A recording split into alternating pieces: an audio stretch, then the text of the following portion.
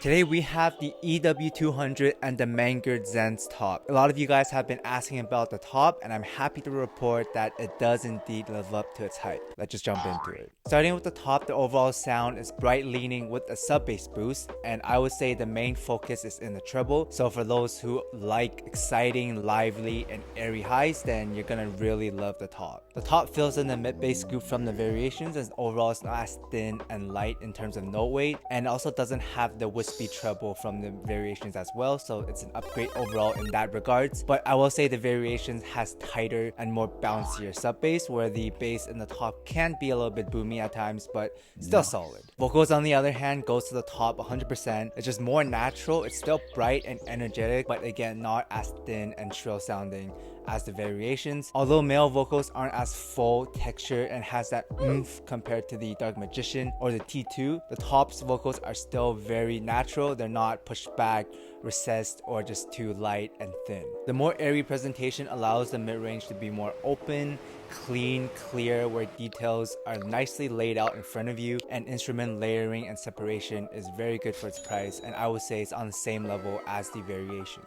The SA6 Ultra is still going to be a little bit more resolving than the top because of the extra 7K peak, which makes the notes sound a little bit sharper and feel more resolving, as well as the soundstage, which is very airy, open, and just laid out just like the SA6 Ultra. Not as holographic as the EJ07M or the T2, but if you like an open headspace, then yeah, top is really good. It being the top with the EJ07M, I do like the EJs better because of the more holographic staging, and I still think they're the best all-rounder before the Monarch Mark IIs. The main differences is that the treble is going to be more pronounced on the top, vocals are going to be less forward versus the EJs, and overall the EJs have a better sub-bass texture and the holographic staging. So again, really depends on what you're looking for. Both are very solid choices, can't go wrong with either. A quick side note, you can also put a 300 mesh filter on top of the top. This is gonna help it smoothen out the upper mids and the vocals at higher volumes, which allows the top to scale a lot better, but also kind of tightens the bass a little bit more. So overall, I will give it a try. For those wondering if the top is an upgrade of the quintet, yeah, it is. The treble is a lot airier, more natural, but also has that sharp and exciting feeling to it, and overall just a little bit cleaner, and just the timbre is a little bit better than the quintet. I don't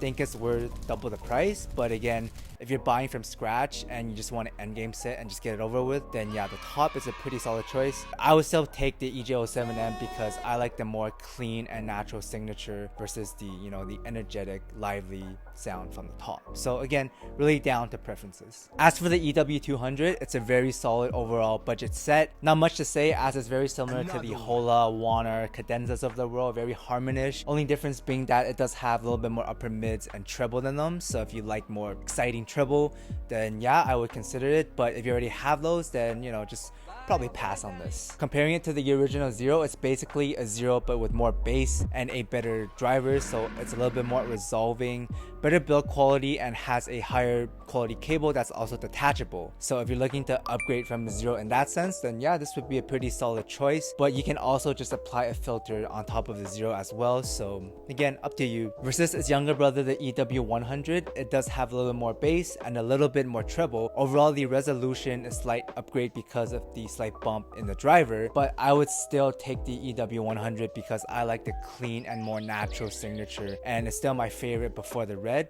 But if you do like a more fun signature, then I could definitely see the Maze being a nice option. Overall, the EW200 gets a B- from me, whereas the top gets an A+ in terms of tonality and S- for technicalities, which puts it at an overall score of A+, which is very respectable. Now, I still prefer the Studio 4s over the top for vocals because they're just more powerful, more natural, and more clear, but the top is still very solid. I would give it a high B for vocals. But yeah, check out the Studio 4 if you love vocals. With that said, thanks for watching guys. I'll see everyone in the next video, and